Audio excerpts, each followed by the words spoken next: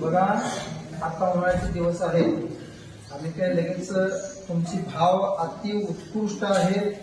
त्या भावाला आमचा अनुमोदना आहे आणि ते भाव तुमचं उत्कृष्ट सतत राहावं असं पहिल्यांदा तुम्हाला आशीर्वाद आहे. परंतु आम्ही लगेच काय तुम्हाला देणार नाही.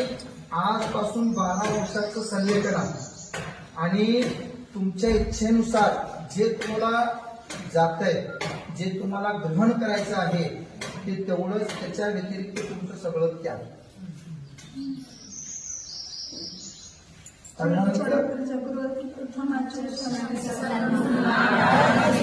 तुमचं आत्म संलेखन होऊ दे, चांगलं होऊ दे म्हणून आशीर्वाद.